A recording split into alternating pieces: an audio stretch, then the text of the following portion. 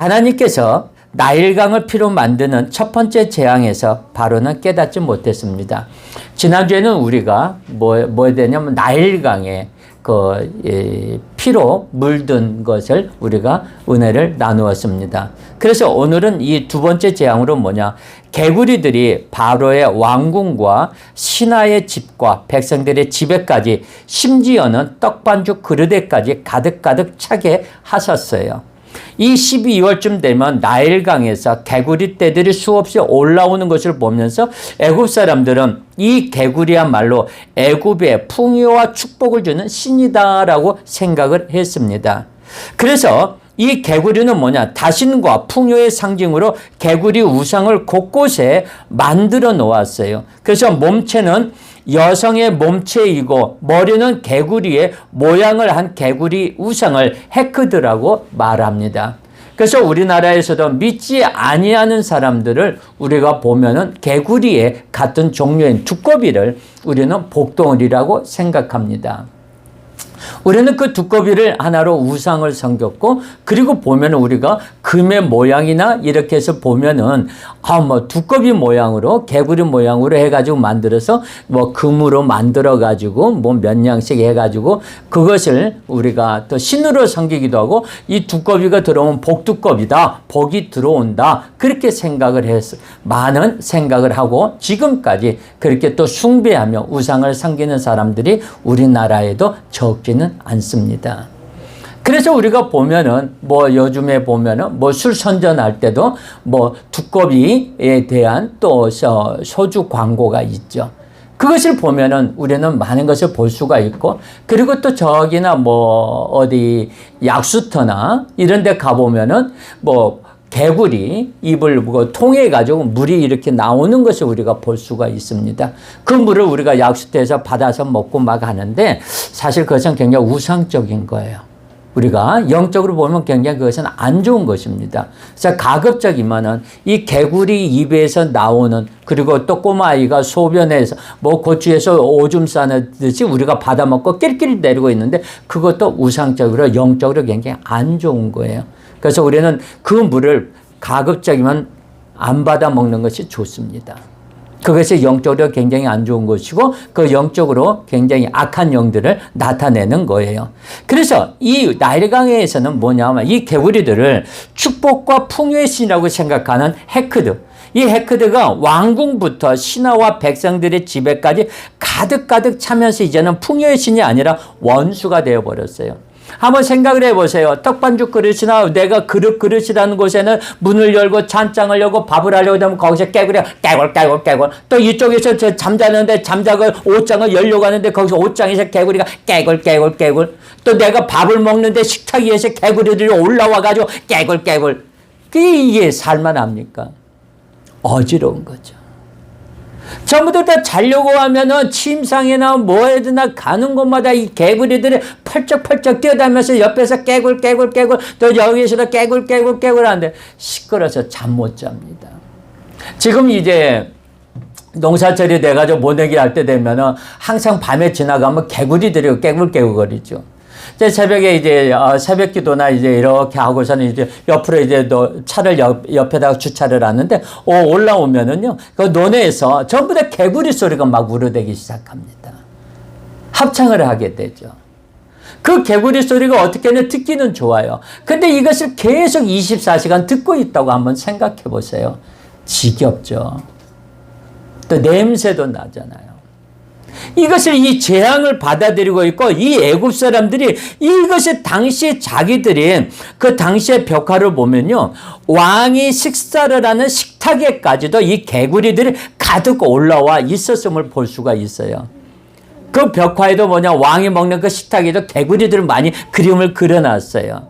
그 표현한 거죠. 그래서 이 바로가 이 모세를 향해서 말하기를 당장 이것을 쫓아내면 좋겠다.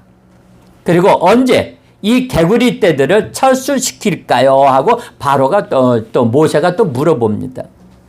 이 모세가 물어보았을 때 10절에 보면 바로가 말하기를, 10절에 한번 볼까요? 뭐라고 이야기를 했느냐? 10절에 한번 보겠습니다.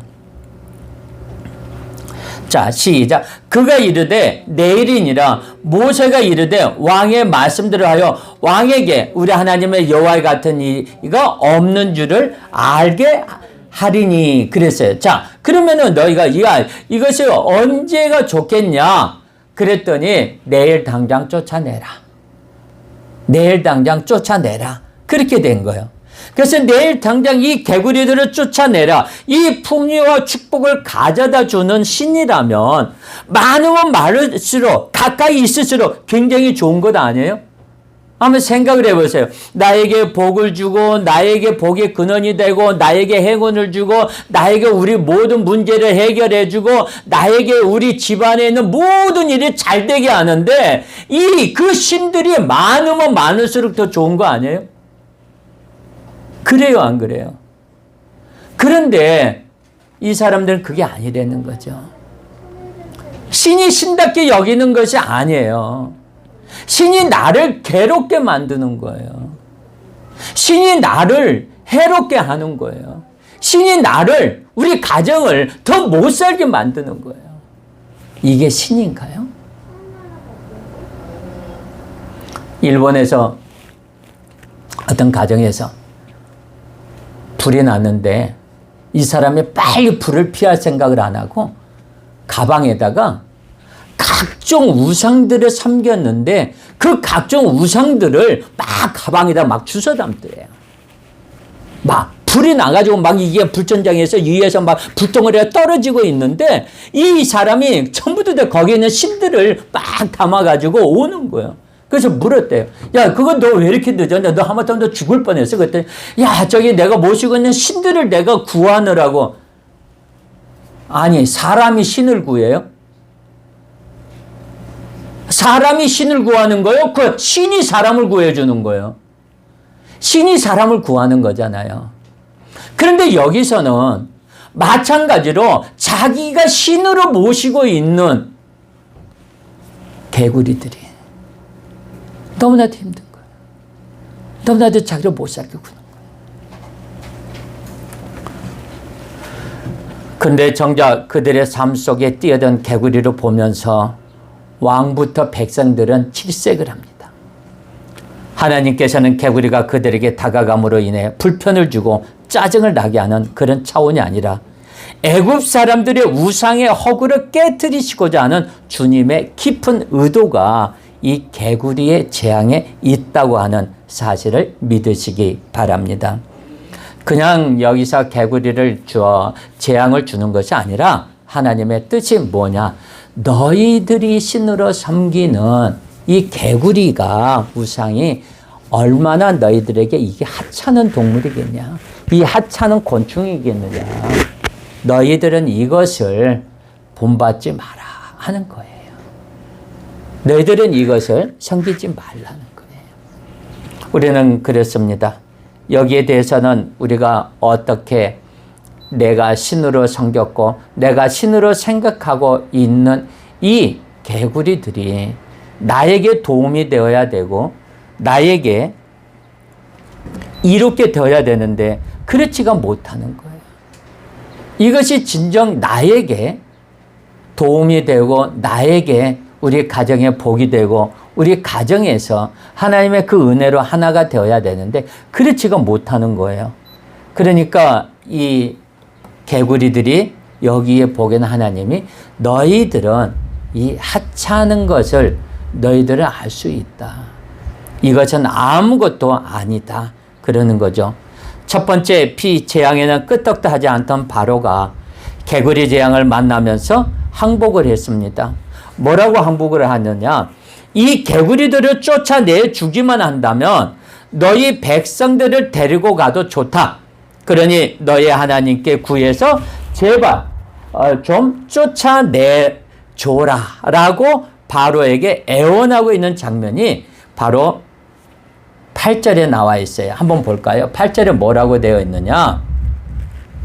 자, 시작. 바로가 모세와 아론을 불러 이르되 여호와께 구하여 나와 내 백성에게서 개구리를 떠나게 하라. 내가 이 백성을 보내리니 그들이 여호와께 제사를 드릴 것이니라. 그랬어요. 이 말을 듣고 모세는 하나님 앞에 기도합니다. 그리고 하나님, 바로가 항복을 했습니다. 개구리 떼만 철수시켜주면 이 백성을 해방시켜준다고 그럽니다. 그러니 하나님, 개구리 떼들을 다 물리쳐 주시옵소서라고 이야기를 합니다. 그래서 우리가 13절에 보니까 뭐라고 이야기를 했느냐? 자, 13절 한번 볼까요? 시작. 여호와께서 모세의 말대로 하시니 개구리가 집과 마당과 밭에서부터 나와서 죽은지라 그랬어요. 자, 여기서 보니까 13절에서 뭐라고 했냐? 여호와께서 모세의 말대로 하시니 그랬어요. 그러니까 하나님께서 어떻게 됐다고요? 이 모세의 기도를 들어주신 거예요? 안 들어주신 거예요? 모세 기도를 들어주신 거예요. 그러니까 모세 말대로 하시니 그래서 자, 여러분 이 장면을요. 쭉 우리가 연상해 보시면은 여러분의 마음이 어떻습니까? 바로가 어떤 사람이에요? 거짓말을 밥 먹듯이 하는 사람이에요. 하나님의 존재를 부정하는 사람이에요. 그리고 모세와 아론을 하나님의 종으로 인정하지도 않는 사람이에요. 아예 하찮게 보는 사람이에요. 마음이 강팍해져서 자기 외에는 백성들의 고통도 아랑곳하지 않는 독재자예요. 그런데 그 모세가 이 모세와 아론에게 이 약속을 하자는 거예요. 이 개구리 떼만 철수시켜주면 내가 이 백성을 보내주겠다는 거예요. 이 백성들만 보내주겠다는데 그런데 모세와 아론은 그 말을 곧이곧대로 받아들이고 하나님 앞에 기도하고 있어요. 얼마나 순진합니까? 여러분이라면 어떻게 하시겠어요? 이 거짓말쟁이가 또 무슨 꿍꿍이가 있어서 거짓말을 하는 거 아마 믿지 않았을 거예요. 그런데 모세와 아론은 그 말을 받아주었습니다. 그래요. 그러면 우리가 하나님께 기도하지요. 개구리 떼들이 다 물러갈 수 있도록 기도할게요. 그럼 언제면 되겠습니까? 하니까 바로가 이렇게 이야기합니다. 내일 그 일을 해주면 좋겠다. 예, 그렇게 하지요. 하고 물러갔어요. 그리고 모세가 하나님께 기도했더니 여호와께서 모세의 요구대로 들어주셨어요. 그러면 하나님께서도 모세와 아론처럼 순진하기 짝이 없는 거예요. 그렇죠? 하나님도 왜? 모세 기도를 들어줬으니까. 정말 모세와 아론이 더 나아가서 우리 하나님은 바로의 속셈을 그리고 바로의 그 마음을 모르셨을까요? 결코 그렇지 않아요. 그가 지금 거짓말을 하고 있다는 것을 그가 이 고통만 지나가면 또 딴소리 할 사람이라는 것을 너무나도 잘 알고 있는 분이 하나님이세요. 그럼에도 불구하고 모세와 아론을 믿어주었어요. 여러분들이 자녀를 가르칠 때 어떻게 가르치십니까? 아주 대바라지도록 어떤 상황이 생기면 융통성을 마음껏 부려서 손해라고는 눈꼽만치도 보지 않도록 그렇게 가르치십니까?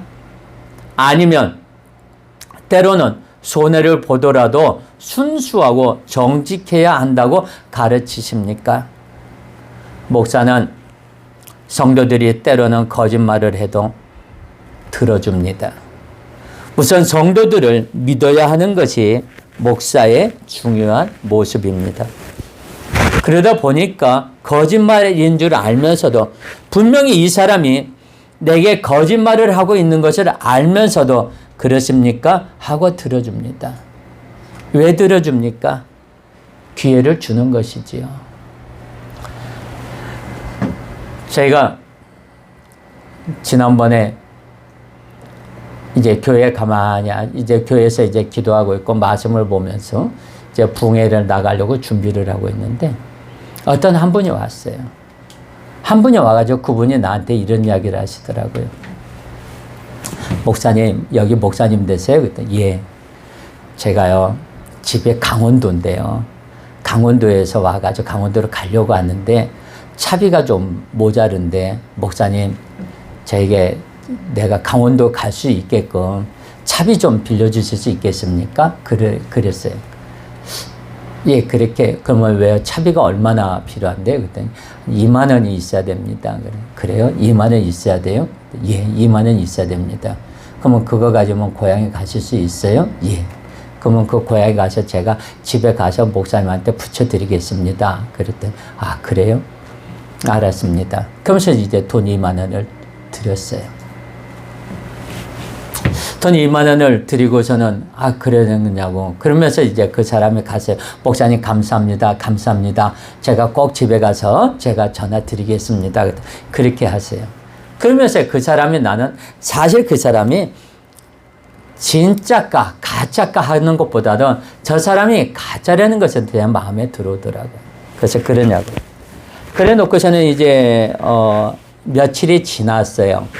한 3일 지났나?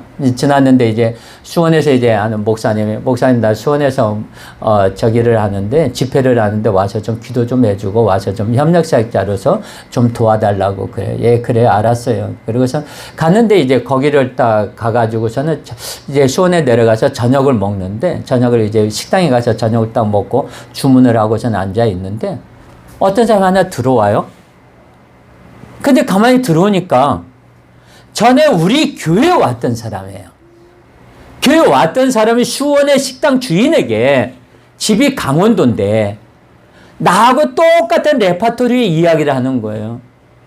그래서 제가 그 사람 불렀어요. 여보 그랬더니 예, 왜요? 그랬더니 집이 강원도라고 했죠. 예. 아니 정왕동에서 나한테 강원도라고 3일 전에 돈 2만 원 가지고 갔는데 아직까지 집에 안 내려갔어?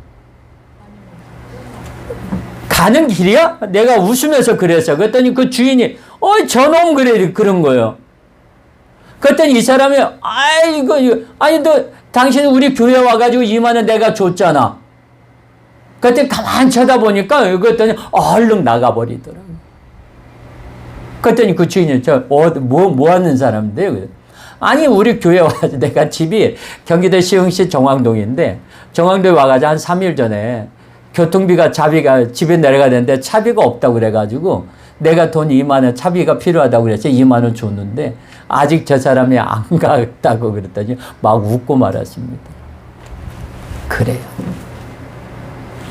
우리가 알면서도 넘어가고 모르면서도 넘어갑니다.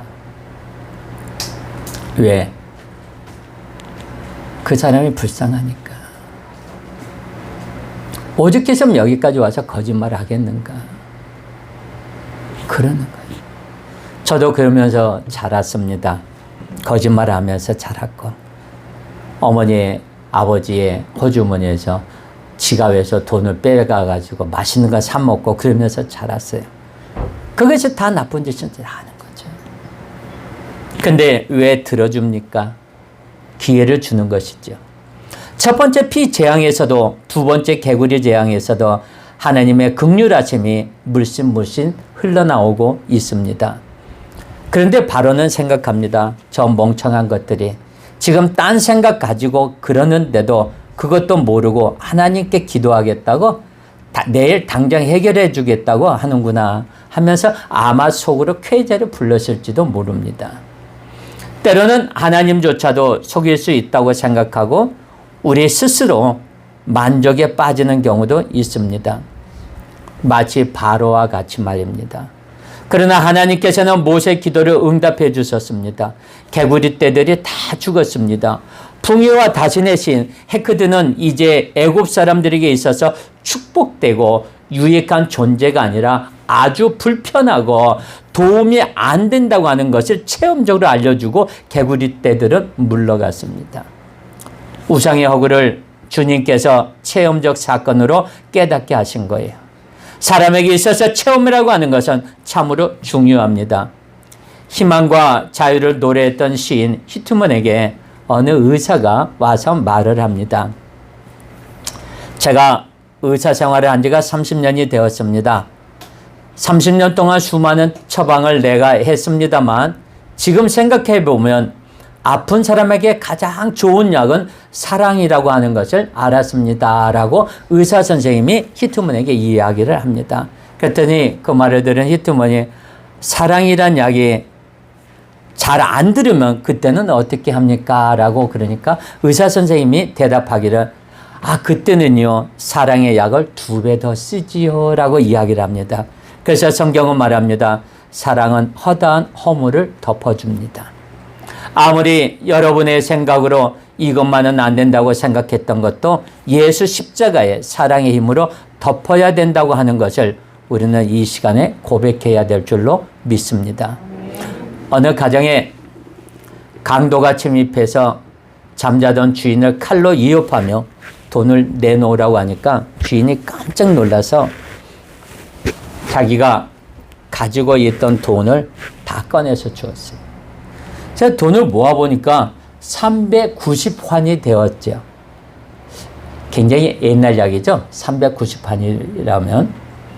그때 1환이면 이제 우리나라 지금으로 말하자면 1원이겠죠. 1환이면 아주 큰 호떡을 하나 사 먹을 때예요. 돈을 강도에게 주니까 덥석 빼앗아서 달아나는 것을 보면서 이분이 이야기합니다. 여보, 그 당신 말이야 390판이나 주었는데 고맙다고 인사하고 가야 될 거 아니야? 그랬더니 막 그 돈을 가로채서 도망가는 그 도둑이 뒤돌아서서 고맙습니다 감사합니다 그러고서는 가더라는 거예요. 그리고서 막 뛰어가더라는 거예요. 근데 조금 있다가 보니까 그 강도가 수갑에 찬 채 채워진 채 끌려왔어요. 아마 순찰하던 경찰관에게 현장에서 붙잡힌 모양이에요. 그랬더니 이 사람이 주인한테 이야기합니다. 이 사람이 당신 집에서 돈을 훔쳤습니까? 아니요. 이 강도는 당신 집에서 훔쳤다고 하는데 아닙니다. 그것을 훔친 것이 아니고 내가 준 것입니다. 내가 주니까 이 사람이 고맙다고 인사도 하던데요. 라고 이렇게까지 이야기하니까 경찰관이 강도를 더 이상 붙들 수가 없어서 풀어주었어요. 강도를 만난 그 주인이 누구였느냐 하면 우리가 너무나도 잘 아는 소파, 어린이날을 만드신 소파 방종환 선생님의 이야기입니다. 예수의 사랑을 가지고 있는 사람들은 강도까지도 사랑하는 마음을 가지고 있어요. 사람이 짐승과 다른 것은 하나님의 사랑을 깨닫고 느끼고 알 수 있도록 창조되었기 때문인 줄로 믿습니다. 주님의 십자가를 바라보면서 여전히 미움이 있고 여전히 용서하지 못하고 여전히 세상 죄악 속에 있으면서 하나님조차도 내가 속일 수 있다고 바로처럼 생각한다면 그게 착각하시는 거예요. 지금 하나님의 종 아론과 모세는 바로에게 속아주고 있는 거예요. 어느 어머님이 시장 갔다 오면 잔돈이 생기는데 화장대에 그냥 놓는 경우가 있지요. 근데 그 잔돈이 없어지면 부모의 마음이 어떻습니까? 우리 아들이 돈을 훔쳐간다? 그럴 리는 없을 텐데 그럴 아이들이 아닌데 그리고 또 다음번에 시장 갔다 와서 또 잔돈이 생기면 그냥 놔두어 봅니다. 우리 주님께서 속아주시는 거예요. 모세와 아론이 속아주는 것입니다. 왜? 깨닫는 기회를 주는 거예요. 개구리 재앙에서 면하게 해주면 주께로 돌아올까? 지금의 고통에서 해방시켜주면 주님 앞에 새롭게 헌신할 수 있을까? 그러는 거예요. 우리가 생활하다 보면 하나님 앞에 많은 죄를 짓습니다. 내가 탐욕을 내고 내가 욕심을 내고 내가 다른 사람의 그 물건을 도둑질을 합니다. 근데 그 도둑질하는데 상대방은 몰라요. 그 도둑질을 상습적으로 하게 됩니다. 이러면 안 되는데 하면서 그 도둑질하는 거예요. 하나님께서 그걸 알고 한번 때립니다. 그 사람이 그걸 알아요. 하나님께서 이번에 나도 이걸로 해서 때렸구나. 안 해야 되겠다. 도둑질 안 해야 되겠다. 그런데 또 시간이 조금 지나면 나도 모르게 이 마음 속에서 또 도둑질하게 만들어요. 도둑질이 그 씨를 내가 뽑아내야 되는데 그 도둑을 시키는 그 악한 영을 그 악한 귀신을 뽑아내야 되는데 그걸 내가 뽑아내지 못하고 그걸 내가 그 귀신한테 그 악한 영한테 내가 이용당하고 그리고 나중에는 생명의 유혹까지 받습니다. 그때서 깨달은 주여 잘못했습니다. 지난번에 주님께서 한번 쳤을 때 내가 그걸 깨닫고 내가 주님 앞에 회개하고 나왔어야 되는데 내가 또 그 안에는 내 안에는 악하고 더러운 것들이 이 도둑의 영들을 뽑아내지 못한 것을 내가 회개합니다. 잘못했습니다. 하면서 이제 주님 앞에 새 생명을 얻은 몸이라고 회개하는 그런 역사를 우리는 많이 하고 있습니다. 그런데 그게 자꾸 몸에 상습화되다 보니까 하면 안 된다 하면서도 자기도 모르게 그 안에서 꿈틀꿈틀대요. 우리는 그걸 뽑아내야 돼요. 그 악한 영들, 그 도둑의 영을, 그 탐욕의 영을, 그 욕심의 영을 뽑아내야 돼요.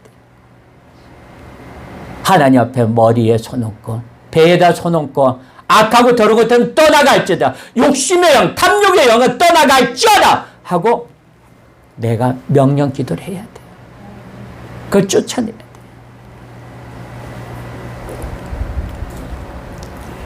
하나님께서는 우리들에게 깨닫는 지혜를 주는 거예요. 개구리 재앙에서 면하게 해주면 축대로 돌아올까? 지금의 고통에서 해방시키면 주님 앞에 새롭게 헌신할 수 있을까? 사랑하는 성도 여러분, 하나님께서 지금 바로에게 그들이 섬기고 있는 우상을 깨뜨리시면서 이제 너희들이 의지했던 그 헤크드는 전혀 도움이 안 된다고 하는 것을 알게 하시면서 하나님만을 바라보도록 크게 은혜를 베풀고 계시는 줄로 믿습니다. 그래서 모세의 기도를 들어주신 거예요. 그런데 고통의 시간이 지나고 나니까 바로는 또 마음이 바뀌었습니다. 절대로 백성들을 보내줄 수 없다는 거예요. 한번 15절 볼까요? 또 뭐라고 얘가 또 거짓말을 하느냐? 자, 한번 보겠습니다. 시작. 그러나 바로가 숨을 쉴 수 있게 됨을 보았을 때 그의 마음을 완강히 하여 그들의 말을 듣지 아니하였으니 여호와께서 말씀하신 것과 같더라. 무슨 말이에요? 주님은 이미 알고 계셨다는 거예요. 우리의 완악함을, 우리의 강팍함을 알고 계십니다. 그럼에도 불구하고 주님은 은혜를 주시고 우리에게 또 한 번의 회개할 기회를 주신 거예요. 그런데 지금 어려운 시기라고 말하자면 오히려 이 시기가 하나님의 은혜와 사랑을 우리가 구체적으로 확인하면서 하나님의 자녀답게 살 수 있는 가장 중요한 시기인 줄로 믿습니다. 이 고통이 지나고 나면 바로처럼 또 옛 모습으로 돌아가시겠습니까?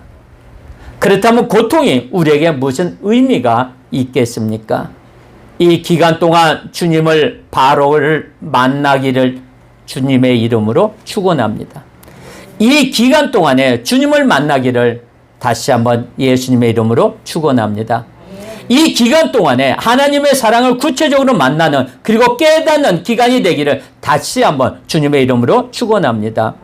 이 기간 동안에 우리의 완악함과 강팍함, 정말 하나님도 속일 수 있다고 하는 바로와 같은 우리의 심정들이 새로워져서 주 앞에 순전함으로 순수함으로 새롭게 살 수 있기를 주님의 이름으로 축원합니다. 전에 집사 때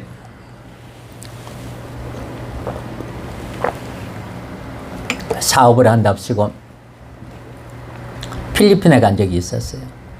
그때 필리핀에 가는데 그때 있는 친구와 또 전도사님이 발을 놔줘가지고 갔어요. 근데 그 전도사님이랑 이제 우리도 그때는 저도 이제 집사 때라 술 한 잔씩 했을 때였는데 술을 한잔 했는데 거기 가서 전도사님이 술을 하시네. 평소에서 한국에 있을 때는 안 했는데 전도사님 어떻게 한국에서는 보는 사람이 많으니까 술을 못 했는데 여기 오니까 필리핀에 오니까 아는 사람이 없으니까 내 여기서 마음껏 내가 먹겠다고 하시더라고요. 그래서 같이 듭시다 먹읍시다. 한국에는 하나님이 계시고 필리핀에는 하나님이 안 계실까요? 교회는 하나님이 계시고 내 사업장에는 하나님이 안 계실까요? 우리들이 지금 그 착각하고 있는 거예요. 우리가 지금 그것을 망각하고 있는 거예요. 왜? 사람들이 보지 않으면 되니까. 다른 사람들이 안 보면 되니까, 괜찮으니까. 하나님과의 나와의 관계가 멀어진다는 거예요. 교회 와서는 하나님 앞에 무릎 꿇고 주여 주여 하면서 하나님 앞에 눈물 콧물 흘려가면서 회개합니다. 그런데 밖에 나가서 그 마음이 뒤로 가버리고 완악한 마음이 다시 생깁니다. 바로와 같은 완악하고 강박한 마음 또 생기는 거예요. 이것이 지금 현실의 우리들의 마음입니다.